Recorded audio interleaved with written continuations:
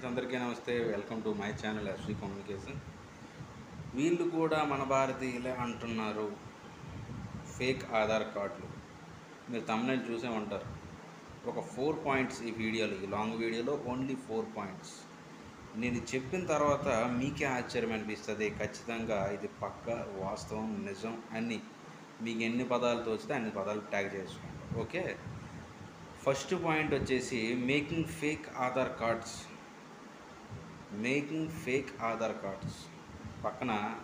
నా పక్కన డిస్ప్లే అవుతుంటుంది ఒక ఇమేజ్. ఫస్ట్ పాయింట్ వచ్చేసి మేకింగ్ ఫేక్ ఆధార్ కార్డ్స్ అంటే నకిలీ ఆధార్ కార్డులని తయారు చేయడం. నకిలీ ఆధార్ కార్డులు అంటే ఇంటర్నెట్ సెంటర్కి వెళ్ళిపోయి డౌన్లోడ్ చేసేసి ఎడిటింగ్లు చేయడం కాదు. ఇది పెద్ద బాగోతుంది. ఎందుకంటే మన భారతదేశంలో బతికున్న వాళ్ళ డేటా కన్నా చనిపోయిన వాళ్ళ డేటా ఇంకా ఎక్కువ అవసరం. అది మన భారతీయులకు కాదు, మన భారతదేశంలో దూరి అల్లర్లు సృష్టించాలనుకునే వాళ్ళకి, అదేవిధంగా అల్లర్లు సృష్టించిన తర్వాత బయటకు పారిపోవాలనుకున్న వాళ్ళకి. అర్థమవుతుందా అన్న? నువ్వేటాను ఎలా చెప్తున్నావు? చనిపోయిన వాళ్ళ డేటా అలికేందుకు? అక్కడే ఉంది అసలైన ట్విస్ట్. ఈ వీడియో ద్వారా నేను చెప్పదలుచుకున్నది కూడా అదే. బతికున్న వాళ్ళ డేటా కన్నా దాంతోపాటు చనిపోయిన వాళ్ళ డేటా కూడా మనకు చాలా అవసరం, భద్రపరచవలసిన అవసరం ఉంది. ప్రతి క్షణం వీక్లీ, మంత్లీ వీలైనంత వరకు పర్యవేక్షించాల్సిన అవసరం మన భారత ప్రభుత్వానికి ఉంది అని తెలియజేయడానికి ఈ వీడియో. సో వీడియోలోకి వెళ్ళిపోతాం. ఫస్ట్ పాయింట్ వచ్చేసి making fake Aadhaar cards. Making fake Aadhaar cards అంటే వేరే దేశం నుంచి వచ్చిన వాళ్ళు మన భారతదేశంలో సెటిల్ అయ్యి మన భారతదేశంలో ఉండిపోయి వీసా అయిపోయినా కూడా వెళ్లకుండా వాళ్ళు చేసే పని ఏంటో తెలుసా? వీలైనంత వరకు వెళ్లకుండా మన భారతదేశంలో ఏదో టెర్రరిస్టులకి అల్లర్లు పెట్టాలనుకున్న వాళ్ళకి ఏం పని అంటే మ్యాక్సిమం చేయాల్సింది చేస్తారు, వెళ్ళిపోతారు. కాకపోతే వాళ్ళు, మనం గత కొద్ది రోజులుగా న్యూస్లో వింటూనే ఉన్నాం, హైదరాబాద్లో పాకిస్తాన్ వాళ్ళు ఉన్నారు, మన ఇండియాలో ఉండి జై పాకిస్తాన్ అని అనడం. ఇలాంటి వాళ్ళు మరి ఎక్కడి నుంచి ఉన్నారు? మన ఇండియాలో ఉండి, ఇప్పుడు మనం ఏ దేశంలోనైనా చూసామా? వాళ్ళ దేశంలో ఉండి వాళ్ళ దేశానికే ఎగెనిస్ట్గా సపోర్ట్ చేసే వాళ్ళని ఏ రోజైనా చూసామా? కానీ మన ఇండియాలో చూస్తాం. ఎలా వాళ్ళు ఇక్కడ ఎలా ఉంటున్నారు? మన భారతదేశంలో ఉన్న వాళ్ళ సర్టిఫికేట్స్ అంటే చనిపోయిన వాళ్ళ డేటా ఆధారంగా ఫేక్ ఆధార్ కార్డులు జనరేట్ చేసుకొని, ఫేక్ నెంబర్స్ జనరేట్ చేసుకొని ఇక్కడ ఆధార్ కార్డ్స్ చేసుకొని ఉంటున్నారు. వాళ్ళు జీవనం సాగిస్తున్నారు, వాళ్ళు ఉండిపోతున్నారు. కొద్ది సంవత్సరాలుగా వాళ్ళు వేరే కంట్రీకి, పాకిస్తాన్ కావచ్చు, టెర్రరిస్ట్ గ్రూపులు కావచ్చు, వాటికి సపోర్ట్ చేస్తున్నారు. వాళ్ళు అలాగే జీవనం కొనసాగిస్తున్నారు. అది ఒక సెక్యూరిటీ. వాళ్ళకి వీలైనంత వరకు జనజీవన స్రవంతిలో కలిసిపోయి ఒక నటిస్తూ బతుకుతూ ఉంటారు. ఇది ఫస్ట్ పాయింట్, శాంపుల్ పాయింట్. ఇది సెకండ్ పాయింట్ నుంచి మీకు అసలైన ఇది మొదలవుతుంది. ఏంటంటే పాయింట్ నెంబర్ 2 ఏంటంటే helping to the address change in Aadhaar. అంటే వాళ్ళు అడ్రస్ చేంజ్ చేసుకోవడానికి, వాళ్ళ ఆధార్లో చేర్పులు మార్పులు జరగడానికి కారణం ఎవరు? మన అధికారులే కదా. ఫలానా వ్యక్తి ఇండియాలో నివసిస్తున్నాడంటే వాడికి ఒక ఫ్యామిలీ ఉండాలి, వాడికి ఒక ఇల్లు ఉండాలి, వాడికి ఒక డోర్ నెంబర్ ఉండాలి, వాడికి ఒక లోకల్ అడ్రస్ ఉండాలి, ఎన్ని ఉండాలి. కానీ ఇక్కడ ఆధార్లో అడ్రస్, ఇప్పుడు అమెరికా, సింగపూర్ అలాంటి దేశాల్లో ఒక దేశ పౌరసత్వం తీసుకోవడానికి కొన్ని నెలలు పడుతుంది. చాలా వరకు ఎంక్వైరీ, అబ్జర్వేషన్ అని చేస్తారు. కానీ మన ఇండియాలో ఎవడైనా ఇలాగ అప్లై చేస్తామంటే సరే, అడ్రస్ మార్చే, డేట్ ఆఫ్ బర్త్ మార్చాలంటే డేట్ ఆఫ్ బర్త్ మార్చి 1000 రూపాయలు 2000 ఇచ్చేసరి మన భారతీయులు అందరూ పడిపోతారు. మన టెక్నీషియన్ అలాంటి వాళ్ళు. ఎందుకంటే ఎక్కడో ఆధార్ సెంటర్ వాళ్ళు చిన్న ఆధార్ సెంటర్లు పెట్టి ఉంటారు. వాడు ఏది చేసా, యాక్చువల్గా వాడు ఏ పర్పస్ నీ కోసం చేస్తున్నాడు, వాడు ఏ పర్పస్ నీ దగ్గరికి వచ్చి అడ్రస్ చేయించుకుంటున్నాడో నీకు తెలుసా? నీకు తెలియదు కదా. అడ్రస్ ఎలా చేంజ్ చేసుకుంటున్నారు? కొంతమంది అధికారులకి డబ్బులు ఇచ్చి కొనేసి వాళ్ళకి బెదిరించో మభ్యపెట్టో రెసిడెన్షియల్ ప్రూఫ్లు అంటే ఇంటి పన్ను, అదేవిధంగా ఇక్కడ లోకల్గా ఉండే అడ్రస్, రెసిడెన్షియల్ సర్టిఫికెట్స్ కానీ ఇలాంటివన్నీ కూడా సంపాదించుకొని మన భారతదేశంలో చనిపోయిన వాళ్ళ పేర్ల మీద సంపాదించుకొని ఆ పేరు వ్యక్తులుగా చలామణి అయ్యి ఆ పేరు వ్యక్తులుగానే మన దేశంలో దేశద్రోహులు అనేవాళ్ళు నివసిస్తున్నారనడానికి ఎటువంటి ఇది కూడా లేదు, డౌట్ పడాల్సిన పనేం లేదు. ఇది జరుగుతుంది కూడా మన భారతదేశం. పోతే పాయింట్ నెంబర్ త్రీ ఏంటంటే fake passport using died Indian Aadhaar details. అంటే చనిపోయిన వ్యక్తుల డీటెయిల్స్ మీద పాస్పోర్ట్, ఇప్పుడు బతికున్న వ్యక్తి పేరు మీద ఎలాగైనా పాస్పోర్ట్ చేయిస్తారు.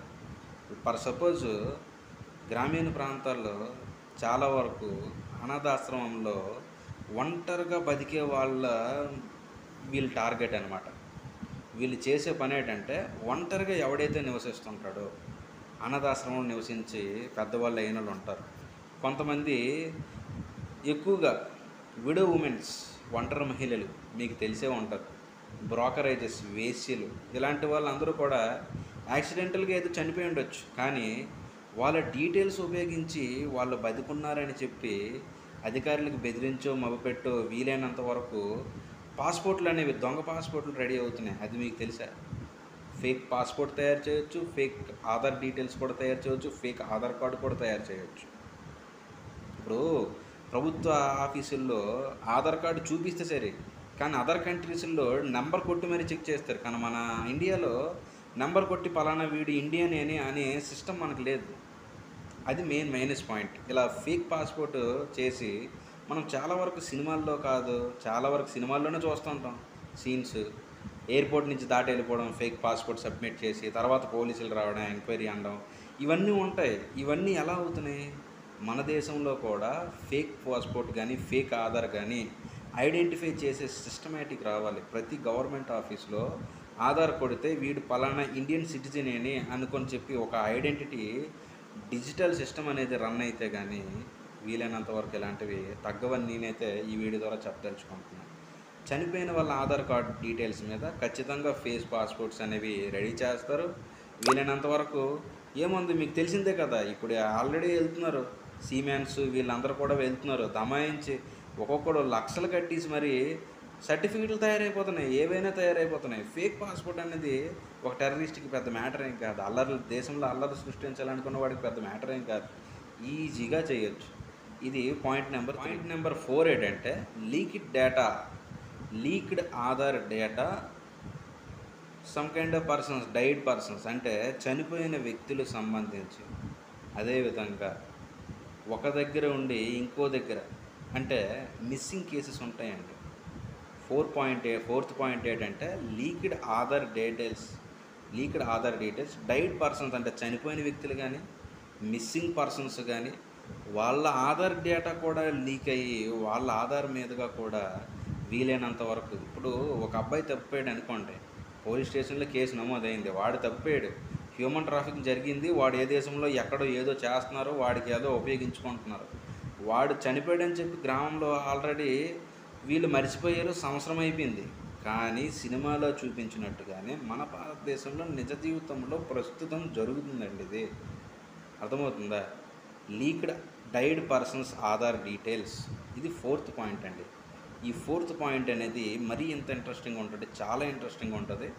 ఈ 4th పాయింట్ అంటే చనిపోయిన వ్యక్తులు, మిస్సింగ్ అయిపోయిన వ్యక్తుల ఆధార్ డీటెయిల్స్ ఉపయోగించి వీలైనంత వరకు వాళ్ళు ఏం చేయాలో, వాళ్ళు ఇక్కడ ఒక నెట్వర్క్ తోలుగా మిస్సింగ్ క్యాండిడేట్స్ తోలుగా ఆధార్ డీటెయిల్స్ ఉపయోగించి మనం ఫ్రీ సిమ్స్ అనుకున్న మన ఇండియా ఏదంటే మన భారతీయులకి కొద్ది గొప్ప ఉండాలి కదండి. ఫ్రీ అంటే పడిపోవడం, ఆ సిమ్లు మనం కొనేయడం, అవేమో స్కామర్స్కి వాళ్ళు అమ్మేయడం, వాళ్ళు లక్షలు సంపాదించుకోవడం, వాడు ఇంకా వాడు అకౌంట్లో డబ్బులు దోచేసి వాళ్ళు లక్షల కోట్లు సంపాదించుకోవడం, ఇది మ్యాటర్.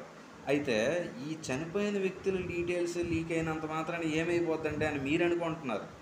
కానీ మన భారతదేశం నుండి ఉన్న ఆంగ్లో ఇండియన్లు, అదేవిధంగా వీలైనంత వరకు తప్పిపోయిన మిస్సింగ్ అయిపోయిన మన భారతీయులు, అదేవిధంగా వీలైనంత వరకు మన భారతదేశంలో చనిపోయిన వాళ్ళు వీళ్ళ ఆధార్ డీటెయిల్స్ ఉపయోగించి పలానా కంట్రీలో ఈయన నివసిస్తున్నాడని చెప్పి ఆ వ్యక్తి పేరు మీద వాళ్ళు ఇండియా, అంటే మ్యాక్సిమం ఇంటర్పోల్ ఆఫీసర్ కానీ ఇంటెలిజెన్స్ డిపార్ట్మెంట్ వాళ్ళు కానీ ఈ వీడియో చూస్తే నేను చెప్పే 4th పాయింట్ అర్థమవుతుంది. ఇలా పలానా భారతీయులు ఈ దేశంలో ఇలా పని చేసుకొని బతుకుతున్నారు అనే ఒక డేటా కూడా చూపించుకోవచ్చండి. అందుకనే నేను ఈ వీడియో ద్వారా తెలియజేయండి ఏమనుకుంటే, ప్రతి గవర్నమెంట్ ఆఫీస్లో మన ఆధార్ కొడితే పలానా ఆంధ్ర పలానా ఆంధ్ర సిటిజన్, పలానా ఇండియన్ సిటిజన్ అనుకొని చెప్పి ఒక సిస్టమేటిక్, ఎయిర్పోర్ట్స్లో కూడా ఒక డిజిటల్ సిస్టమేటిక్ రావాలండి.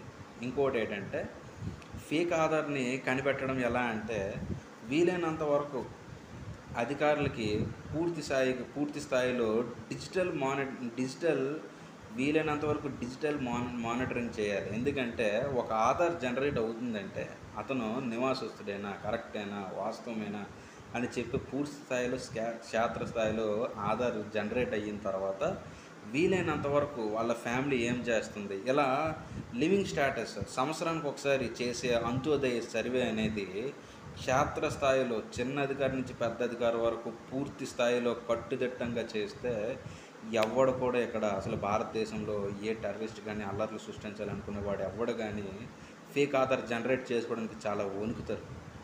అధికారులు బెదిరించవచ్చు, మభ్యపెట్టచ్చు, కానీ ఫేక్ ఆధార్ అసలు జనరేట్ అవ్వాల్సిన పనే లేదు. కానీ ఇప్పటికీ మన భారతదేశానికి స్వతంత్రం వచ్చి ఇన్ని సంవత్సరాలు అవుతుంది, కానీ మన దేశ పౌరసత్వాన్ని డూప్లికేట్ చేసుకుని ఎవడో మన దేశంలోకి వచ్చి నాశనం చేసి వెళ్ళిపోతుంటే మన దేశంలో ఉన్న అధికారులు ఏం చేయలేకపోతున్నారు. ఎందుకు చేయగలం, కాకపోతే దానికి తగ్గట్టు టెక్నాలజీ డెవలప్మెంట్ చేయడానికి వీలైనంత వరకు కేంద్ర రాష్ట్ర ప్రభుత్వాలు సపోర్ట్ ఇస్తే ఏ గవర్నమెంట్ ఆఫీస్లో డేటా దొరకదండి. ఈజీగా ఒక అధికారి తప్పుడు రెసిడెన్షియల్ సర్టిఫికేట్ ఇచ్చినా, తప్పుడు రాతలు రాసే సర్టిఫికేట్ ఇచ్చినా కూడా ఈజీగా దొరుకుతుంది. ఇది మన last and final video Aadhaar card మీద. దీనికి మంచి రెస్పాన్స్ వస్తే మళ్ళీ ఇలాంటి వీడియో ఇంకోటి చేస్తాను. వీలైనంత వరకు సపోర్ట్ చేయండి. Thank you for watching.